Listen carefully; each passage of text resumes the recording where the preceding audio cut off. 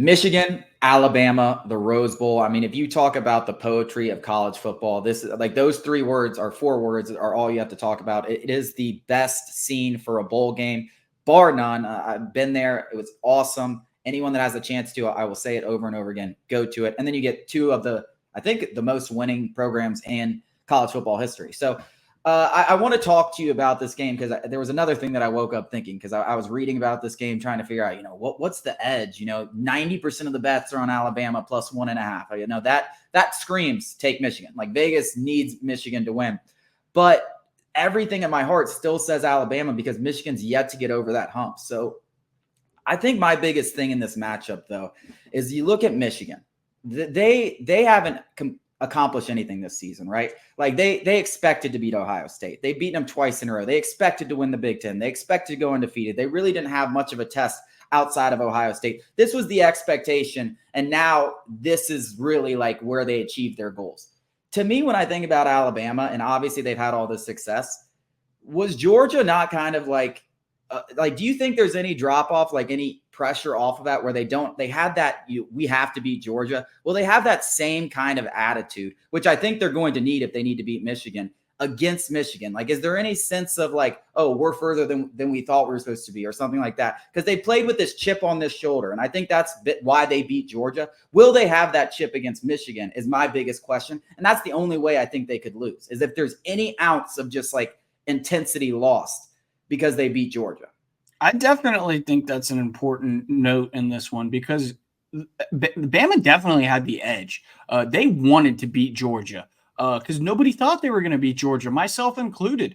And I couldn't have been more wrong. They came out and dominated Georgia at the line of scrimmage, on both sides of the line of scrimmage. So, I think that your point is very valid, that Michigan has all the ammo, in the world to, capture that edge, put that chip on their shoulder where they think everybody thinks Bama, they just beat Georgia, who was the consensus best team in the country. Now everybody thinks Nick Saban, Bama, dynasty back. Jim Harbaugh is just chirping that in his players' ears. So I definitely think that's a factor. And I do agree with you that it is probably the only way that they beat Bama because in every facet of this game that I can look over and mull over and just think, how could this potentially play out? Every single one is Bama winning. I mean, they're going to dominate. We just saw Bama absolutely dominate Georgia up front. Absolutely dominate. What are they going to do to what I would consider an inferior Michigan team to that Georgia team? So, can J.J. McCarthy potentially make some plays with his legs and arm? I don't see it happening against this Bama secondary. Can they potentially stop Bama's rushing attack with Jalen Milroe? I don't see that happening because they haven't faced many good offenses. They actually haven't faced a good offense because Ohio State is poo-poo and Penn State is a D2 offense. So every single way I see this playing out, Bama comes out on top. And generally speaking, when that's the case, you should go the other way, especially if you're betting. So I think it's a distinct, factor in all of this is that chip. Who has the mental edge? And I think Michigan has a lot more reason to have it than Bama does. Yeah, I mean, they've been embarrassed for all intents and purposes. I mean, they were embarrassed by Georgia 2 years ago. They were embarrassed by TCU, especially with the way that TCU lost to Georgia 65-7. I mean, they have to feel like they let an opportunity slip away, especially when you looked how well Ohio State played against Georgia. Now, Styles makes fights, and that's going to be important in this one. Jalen Milroe, can he continue to look like the guy he's been over the second half of the season? We saw him struggle against Texas, but I mean, he's been amazing he's been one of the best quarterbacks in the country. I think he definitely deserved to be in New York over Marvin Harrison. I mean, there's no doubt about that. The guy, they have ice in his veins. And then, I mean, Alabama has played with a chip ever since that week 2 matchup when everyone wrote them off, or really week 3, we'll say USF. They've played with a chip on their shoulder and they've dominated pretty much every game that they have dominated every game that they've played in. They have 3 first-rounders on defense. J.J. McCarthy hasn't thrown for over 150 yards in a game in like 4 weeks. I mean, they really struggled offensively against Iowa. I don't know. And I'm not as sold on the Michigan defense as everyone else is. You saw Maryland move the ball pretty easily against them. You saw Ohio State move the ball pretty easily against them. Ohio State offense is bad, folks. Yeah, Kyle McCord is in the transfer portal.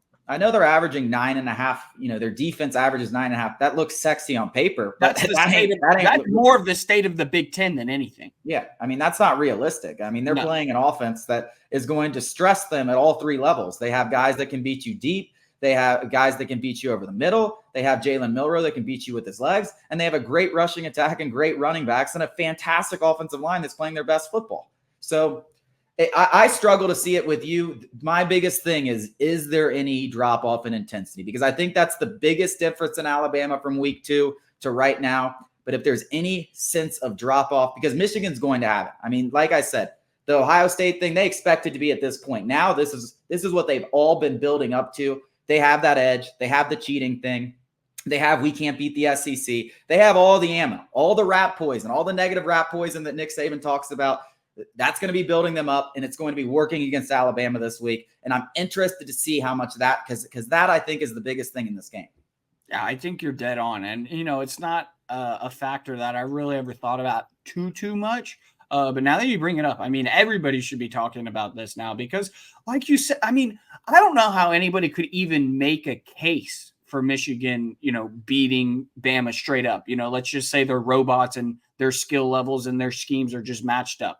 There's no chance that Michigan could upset.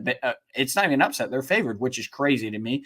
I just don't see it. But this is football. A man's will is so important and it's so often unconsidered, especially by the nerds who watch this game through a spreadsheet. They don't factor in a man's will or a team's will. And that could certainly, be the difference maker in a game. That's a 1-point game to Vegas.